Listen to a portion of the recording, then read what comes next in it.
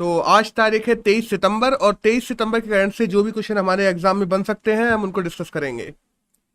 पहला क्वेश्चन है कि NSCN-IM जिसने हाल ही में असम के मुख्यमंत्री के साथ समझौता किया है, किस राज्य में स्थित है? इसके ऑप्शन है पहला असम, दूसरा मेघालय, तीसरा नागालैंड और चौथा मणिपुर।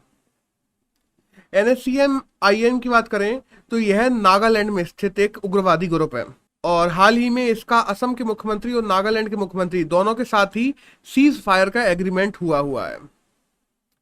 अगले क्वेश्चन की बात करते हैं कि यूके के द्वारा भारत को हाल ही में कोरोना वायरस के विषय के लिए किस लिस्ट में डाला गया है?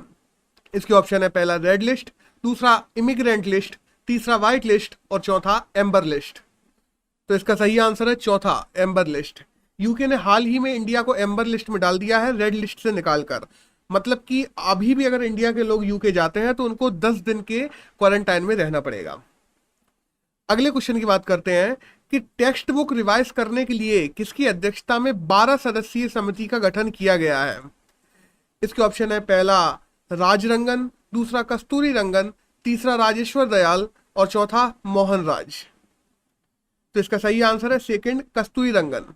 हम देखते हैं नई एजुकेशन जो पॉलिसी आई है इंडिया में 2020 में, उसके तहत ही NCERT या अन्य जो स्कूली बुकें हैं जो सरकारी स्कूल में चलती हैं उनको रिवाइज करने के लिए, उनमें नई चीजें जोड़ने के लिए, पुरानी चीजें हटाने के लिए एक 12 सदस्यीय समिति बनाई गई है, जिसके हेड कस्तूरी रंगन जी को बनाया गया है। कस्तूरी रंगन हमारे इसरो के हेड भी 1994 से 2003 तक रहे थे। अगले क्वेश्चन की बात करते हैं कि एशियन डेवलपमेंट बैंक के द्वारा, ADB के द्वारा भारत की ग्रोथ 2021-22 के लिए कितनी मानी गई है? इसके ऑप्शन है पहला 10%, दूसरा 11%, तीसरा 12% और चौथा 13%। तो इसका सही आंसर है पहला 10%। ADB ने अपना फोरकास्ट किया और बताया है कि भारत की ग्रोथ रेट 2021-22 के लिए 10% रहेगी। वहीं पहले इसने 11% बताई थी जो अभी कम कर दी है, और RBI ने 9.5% बताई है, और वहीं UN ने 7.5%।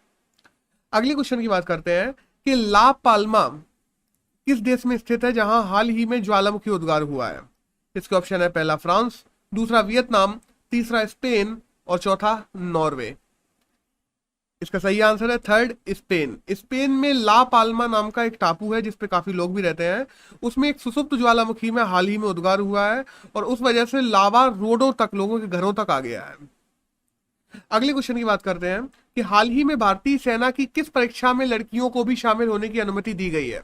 इसके ऑप्शन है पहला CDS, दूसरा एक्स ग्रुप एयरफोर्स, तीसरा CRR और चौथा NDA। तो इसका सही आंसर है चौथा, NDA। भारत ने मई 2021 में होने वाली NDA के एग्जाम में लड़कियों को भी अनुमति दी है कि वह भी एग्जाम दे सकते हैं। अभी तक बात की जाए तो भारत की जितनी भी कॉम्बैट फोर्सेस हैं उनमें लड़कियां कहीं नहीं थी, बट अब धीमे धीमे ऑलमोस्ट हर पोस्ट पे लड़कियों को भी पोस्ट किया जा रहा है। अगले क्वेश्चन की बात करते हैं कि पॉपुलेशन सेंसस इस बार किस नई पद्धति से करने का फैसला किया गया है? इसके ऑप्शन है पहला डिजिटली, दूसरा एनालॉग, तीसरा सिलेक्टिवली और चौथा डोर टू डोर। तो इसका सही आंसर है पहला, डिजिटली। इस बार पहली बार ऐसा होगा कि हमारा पॉपुलेशन सेंसस जो 2021 आने वाला है यह डिजिटली करने का निर्णय लिया गया है।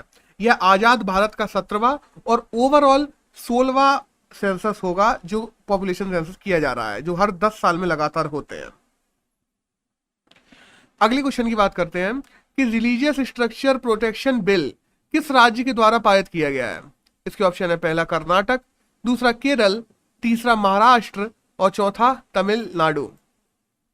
तो इसका सही आंसर है पहला, कर्नाटक। कर्नाटक में जितनी भी रिलीजियस स्ट्रक्चर हैं, चाहे वो लीगल हो या इलीगल, उनको ना तोड़ा जाए तो उनको प्रोटेक्ट करने के लिए वहां की राज्य सरकार ने रिलीजियस स्ट्रक्चर प्रोटेक्शन बिल को पारित किया है। अगला क्वेश्चन है कि हेम्बोल्ट पेंगुइन भारत की किस जू में हाल ही में लाए गए हैं? इसका ऑप्शन है पहला रेस्ट जू, दूसरा बाइकुला जू, तीसरा इंटर्म जू और चौथा बोस्टन जू। तो इसका सही आंसर है सेकंड, बैकुला जू। बैकुला जू जो कि मुंबई में है, वहां हाल ही में हेम्बोल्ट पेंगुइन्स लाए गए हैं। अगला क्वेश्चन है कि उड़ान योजना जो कि सैनिटरी नैपकिन से संबंधित है किस राज्य के द्वारा शुरू की गई है? इसका ऑप्शन है पहला राजस्थान, दूसरा उत्तर प्रदेश, तीसरा तमिलनाडु और चौथा कश्मीर, जम्मू कश्मीर। तो इसका सही आंसर है पहला, राजस्थान। राजस्थान ने हाल ही में उड़ान योजना अपने यहां शुरू की है, और इसके तहत 300 करोड़ का एक फंड भी बनाया है। वहीं एक केंद्र की उड़ान योजना अलग है जो कि उड़े देश का आम नागरिक करके शुरू की गई थी 2015 में, और वो योजना एविएशन से संबंधित है, जिसमें जो आम लोग हैं, हमारे प्रधानमंत्री ने नारा भी दिया था कि हवाई चप्पल पहनने वाला भी हवाई यात्रा करेगा, तो वो उससे संबंधित है। अगला क्वेश्चन है कि हवाना सिंड्रोम किस देश के लोगों में पाया जा रहा है। इसके ऑप्शन है पहला ब्राजील, दूसरा कैलिफोर्निया, तीसरा अमेरिका और चौथा लंदन। इसका सही आंसर है थर्ड, अमेरिका। हाल ही में अमेरिका के डिप्लोमेट जो भारत भी आए थे उनमें भी हवाना सिंड्रोम देखा गया है। हवाना सिंड्रोम की बात की जाए तो यह सिंड्रोम माना जा रहा है कि माइक्रोवेव एनर्जी वेव्स की वजह से होता है, और यह केवल अमेरिका के ही जो फौज है या अमेरिका की जो डिप्लोमेट्स हैं उनमें ही देखने को मिल रहा है। यह हाल ही में वियतनाम से लौटे हुए अमेरिकन डिप्लोमेट्स में भी और इंडिया से लौटे हुए भी लोगों में दिख रहा है। इस सिंड्रोम में कान में अजीब प्रकार की आवाजें सुनाई देने लगते हैं। अगले क्वेश्चन की बात करते हैं कि राइनो डे किस दिन मनाया जाता है। इसके ऑप्शन है पहला 10 सितंबर, दूसरा 15 सितंबर, तीसरा 20 सितंबर और चौथा 22 सितंबर। तो इसका सही आंसर है चौथा 22 सितंबर। 22 सितंबर को हर साल राइनो डे मनाया जाता है, और इस साल असम गवर्नमेंट ने जो अलग अलग जगह से राइनो हॉर्न्स 2500 राइनो हॉर्न्स ने जो अलग अलग छापे मार के इकट्ठे किए हैं, उनको राइनो डे पर काजीरंगा नेशनल पार्क में जलाने का भी फैसला किया है। अगले क्वेश्चन की बात करते हैं कि हाल ही में किस नए ग्रह को हमारे सौर मंडल में शामिल करने की बात कही जा रही है। इसके ऑप्शन है पहला प्लेनेट ब्लैक, दूसरा प्लेनेट 7, तीसरा प्लेनेट 9 और चौथा प्लेनेट रोल। तो इसका सही आंसर है थर्ड, प्लेनेट 9। प्लेनेट 9 जो एक ब्लैक कलर का प्लेनेट है, उसको हाल ही में हमारे सौर मंडल के 9वें ग्रह के रूप में भी शामिल करने की बात की जा रही है। अगले क्वेश्चन की बात करते हैं कि AUKUS अलायंस में इनमें से कौन सा देश नहीं है। इसके ऑप्शन है पहला ऑस्ट्रेलिया, दूसरा यूनाइटेड किंगडम, तीसरा इंडिया और चौथा यूनाइटेड स्टेट्स। तो इसका सही आंसर है third, India. Australia, United kingdom और यूनाइटेड स्टेट्स, इन तीनों ने मिलकर AUKUS नाम का एक नया ट्राइलेटरल सिक्योरिटी अलायंस बनाया है, जो कि इंडो पैसिफिक प्रॉब्लम और सिक्योरिटी थ्रेट्स को कम करने के लिए बनाया गया है। और इसमें केवल इंडिया नहीं है, और हाल ही में अगर बात की जाए तो इन्हीं चारों देशों ने, ऑस्ट्रेलिया, यूके, यूएस और इंडिया ने ही मिलकर क्वाड नाम का एक दूसरा अलायंस भी बनाया था, जो भी सेम मुद्दे को ही देखता था कि इंडो पैसिफिक में कैसे रोल बढ़ाया जाए और इंडो पैसिफिक में कैसे अनसर्टेनिटी को समान किया जाए। अगले क्वेश्चन की बात करते हैं कि भारत के नए चीफ ऑफ एयर स्टाफ किसे बनाया जा रहा है। इसके ऑप्शन है पहला राजेश सिंह, दूसरा मानिक कुमार, तीसरा मनोज भदौरिया और चौथा विवेक रंजन चौधरी। तो इसका सही आंसर है चौथा, विवेक रंजन चौधरी।